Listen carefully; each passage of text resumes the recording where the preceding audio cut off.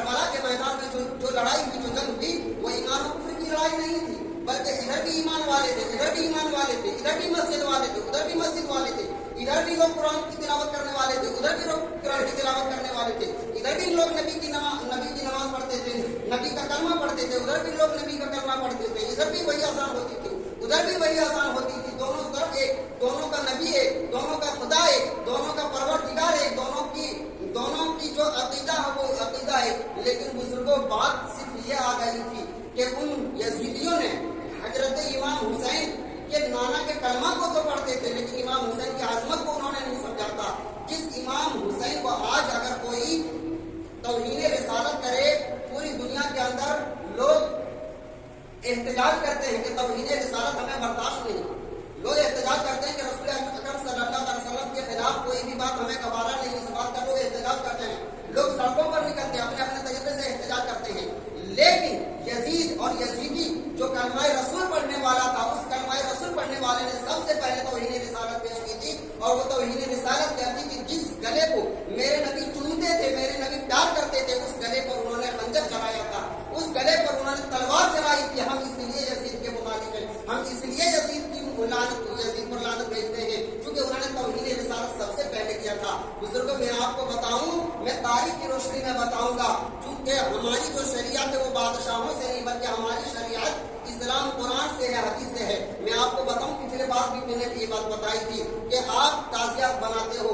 بزرگوں تعزیہ کی کیا حیثیت ہے، میں نے یہ بھی بات بتائی، میں مختصر کر کے بتاؤں کہ آپ کے گھروں کے اندر، مسجدوں کے اندر کعبہ شریف کی تصویر ہوتی ہے، مدینہ شریف کی تصویر ہوتی ہے، گنبد خضرا کی تصویر ہوتی ہے، اور اسی طریقے سے خواجہ پاک رضی اللہ تعالیٰ عنہ کا جو مزار ہے ان کی تصویر ہوتی ہے، غوث پاک کے مزار کی تصویر ہوتی ہے، اعلیٰ حضرت کے مزار کی تصویر ہوتی ہے، کچوجا پاک کی تصویر ہوتی ہے. آپ اسے احترام سے دیکھتے ہو اور اسے احترام کرتے ہو اور اپنے لیے باعث خیر و برکت سمجھتے ہو. کوئی اس پر فتوا نہیں لگاتا، کوئی اس پر یہ نہیں کہتا کہ یہ غلط ہے، یہ حرام ہے. بزرگوں میں بھی نہیں کہہ سکتا، ہماری حیثیت ہی نہیں، میں ان باتوں کو نہیں کہہ سکتا. میں آپ کو بتاؤں، تعزیہ کی اگر حقیقت آپ سمجھنا چاہیں تو تعزیہ کی حیثیت بس وہی ہے کہ جس طریقے سے آپ نے خواجہ پاک کے مزار کو گھر میں لگا رکھا ہے، آپ اسے برکت سمجھتے ہیں، اچھا سمجھتے ہیں، اس کی زیارت کرنا سمجھتے ہیں، اچھا سمجھتے ہیں. اسی طریقے سے تعزیہ اگر امام حسین کے مزار کے نقش کو بنایا گیا ہے، اسے دیکھنا ثواب ہے اور اسے گھر میں رکھنا ثواب ہے.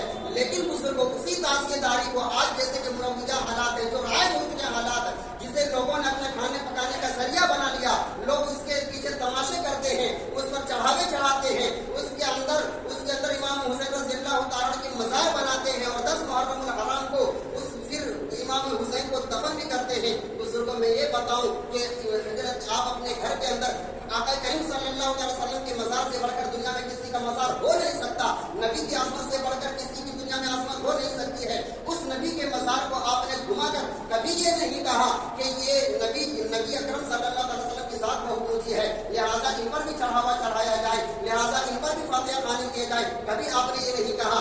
میرے حسین کی جو عظمت ہے اس نبی کی وجہ سے ہے، اس نبی کے عطا کرنے سے میرے حسین کو وہ عظمت ملی ہے کہ آج مجھے ان کی وجہ سے آج اسلام پر زندہ ہے. تو بزرگوں کہنے کا مطلب یہ ہے کہ جس طریقے سے اور مزاروں پر، چاہے وہ کوچھوچا شریف ہو، کسی بھی بزرگان دین کے مزار شریف کی تصویر ہو، اور اس تصویر کو آپ رکھنا باعث خیر سمجھتے ہیں، اسے گھمانا اور اس کے پیچھے خرافات کرنا آپ اسے حق نہیں سمجھتے ہیں. یعنی اسی طریقے سے تعزیہ داری کی بھی یہی حکم ہے کہ اگر آپ نے صرف ان کی شکل بنائی، اور بڑی بات یہ ہے کہ ان کی گائے نہیں وہی صورت نہیں بنائی جاتی، یعنی وہی صورت نہیں بنائی جاتی، لوگ الگ الگ طریقے سے اپنے طریقے سے اپنے انداز سے بناتے ہیں. تو بزرگوں کہنے کا مطلب یہ ہے کہ کسی بھی عالم دین تعزیہ داری آج کی جو مروجہ حالات ہے، جو اس طریقے سے اس چیز کو جائز نہیں کہا جا سکتا ہے. ہاں کچھ بزرگان دین نے تعزیہ داری ضرور کی تھی، تعزیہ ضرور بنائی تھے، لیکن وہ تعزیہ صرف زیارت بھر کے لیے تھی، صرف وہ لوگوں کے دکھاوے کے لیے نہیں تھی، وہ تماشا کے طور پر نہیں تھا، وہ اس کے پیچھے کھیل اور چیخو پکار نہیں کی جاتی تھی. تو بزرگوں میں آپ کو بتاؤں ایک چیز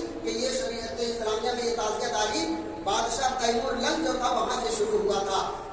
میں اس کی اگر تاریخ بتاؤں تو بات لمبی ہو جائے گی، لیکن میں صرف یہ بتاؤں کہ ہماری جو شریعت بادشاہوں کی شریعت نہیں ہے. یہ سن 801 ہجری میں شروع ہوا. تعزیہ داری کا جو شروعات ہوئی سن 801 ہجری میں شروع ہوا. اگر تعزیہ بنانا اور اس طریقے سے آج کی جو حالات اس طریقے سے کرنا، اگر یہ عبادت ہوتی، اچھی بات ہوتی، تو سب سے پہلے تعزیہ امام زین العابدین بناتے، امام باقر بناتے، امام جعفر صادق بناتے، امام حسن عسکری بناتے. وہ इमाम बनाते, इमाम अबू हनीफा बनाते, लेकिन उन्होंने नहीं बनाया, बल्कि इसकी बनाने की शुरुआत भी तो बादशाह से हुई। और जो बादशाह हमारी शरीयत के कोई पैरोकार नहीं, हमारी शरीयत के रहनुमा नहीं, हमारी शरीयत के रहनुमा हमारे औलिया कराम है, सुल्तानुद्दीन है, सहाबाए कराम है और अंबिया कराम है, उनसे हमारी शरीयत है। उसको कुछ और बातें मैं बताने की कोशिश करूंगा। मैं एक बताऊं कि पैकर लगते हैं, पैकार बनते हैं लोग घंटियां बांधकर और न जाने किस तरीके से लिबास बांधकर लोग 7 मुहर्रम से लेकर 10 मुहर्रम तक फैलते रहते हैं और न जाने क्या क्या करते हैं। मैं एक बात बताऊं, ये किनका तरीका है? आप मैंने ये कहा कि मैं सिर्फ ये बताऊंगा, 2 कैरेक्टर बताऊंगा। बुजुर्गों, ये जो तरीका था कि जब 7 मुहर्रम हराम को हुसैनियों पर पानी बंद कर दिया गया था, बंद करने वाले कौन थे? यजीदी थे, 22,000 की तादाद थी। उन्होंने नहर फुरात के मौजे ठाठे मार रहा था, सारे लोग पानी पी रहे थे, लेकिन जो हुसैनी थे, जो हुसैन खीमे के अंदर थे, उन पर पानी बंद कर दिया गया था। और वो यजीदी की तरफ से देखने के लिए आते थे कि कोई पानी तो नहीं ले रहा है। वो खबरगिरी क्या करते थे? वो कभी इमाम हुसैन के खेमा तक आते और कभी यजीदी के खेमा तक जाते, कभी नहर फुरात जाते, कभी इमाम हुसैन के खेमा तक जाते और वो खबरगिरी क्या करते थे? इब्ने ज़ियाद और उनके लोगों को बताते, इब्ने साद को बताते थे कि ये हालात है, लोग पानी नहीं ले रहे, उसको कहने लगाए थे। तो बुजुर्गों, हमें ये बताएं, ये वही तरीका था जो यजीदियों ने इख्तियार किया था। आज हम या हुसैन का नाम लेकर या हसन का नाम लेकर अगर हम ये कहेंगे कि हम हुसैनी हैं, तो बुजुर्गों ये हुसैनी किरदार नहीं हो सकता है। यकीनन जो हक है वो बताना पड़ेगा, वो कहना पड़ेगा। अगर मस्जिदों के मेहराब से अगर हक बात ना कही जाए, अगर मस्जिदों से हक